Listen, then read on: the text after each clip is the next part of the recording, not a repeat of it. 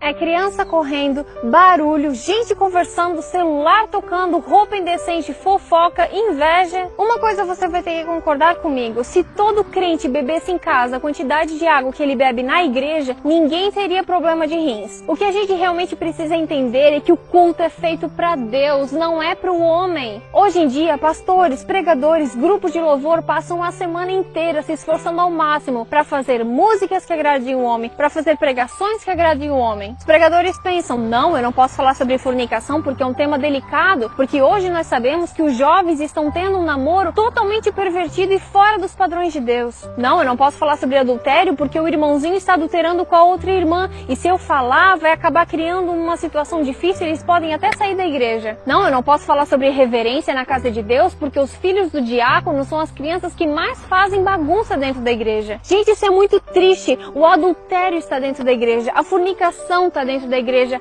a indecência está dentro da igreja. Tem pessoas que não se situam que estão na casa de Deus, acham que é um clube porque entram lá de qualquer jeito, ficam falando alto, ficam no celular. O que está acontecendo? Será que é esse o povo que aguarda ansiosamente a volta de Cristo? Povo que diz que ama Cristo de todo o coração, que é o maior amor de sua vida, mas não passa nem 10 minutos com Ele? Povo que diz que o evangelho precisa ser pregado nos países orientais, mas nem os seus próprios amigos de trabalho e faculdade sabem que ele é cristão? Povo que diz que daria vida por Jesus, mas não dá nem 10% do dízimo? Gente que diz que sofreria todo e qualquer tipo de provação por amor a Cristo, mas não aguenta ficar 5 minutos de joelhos? Tem crente dizendo que ama Cristo, mas se o culto termina 11h30 e já são 11h35, ele já começa a se coçar no banco, já fica todo incomodado. Tem crente que diz que não vai pra igreja porque tá chovendo. Tem gente que deixa de ir pra igreja porque o irmão não cumprimentou, porque aquele lá não me abraçou, porque aquele lá não me convidou pra almoçar junto.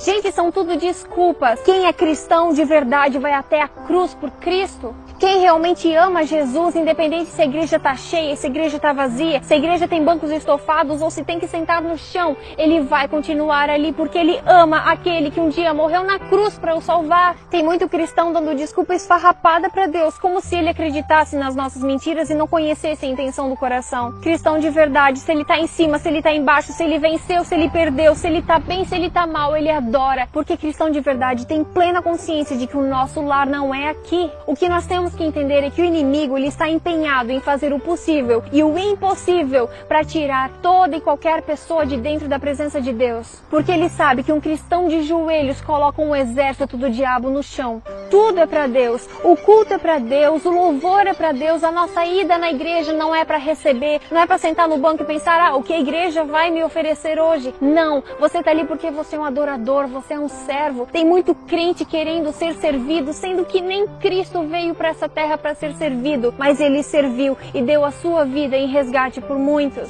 Deus está chamando uma geração de cristãos que realmente coloquem no coração esse senso de urgência de que a gente precisa mudar. O número de cristãos cresce assustadoramente cada dia mais e parece que quanto mais cresce, mais nós nos acomodamos, mais nós tratamos as coisas com descuido. Nós precisamos entender que igreja não é um clube, a gente não pode ir com qualquer roupa, falar qualquer coisa, se comportar de qualquer maneira e fazer as coisas de qualquer jeito para agradar um homem, para fazer legal, para fazer divertido, para poder compartilhar no Facebook. Não. O real motivo de tudo que nós fazemos dentro e fora da igreja é adorar a Deus. Tenha cuidado quando for ao templo. Pense bem antes de falar. Deus está no céu e você aqui na terra, portanto, fale pouco.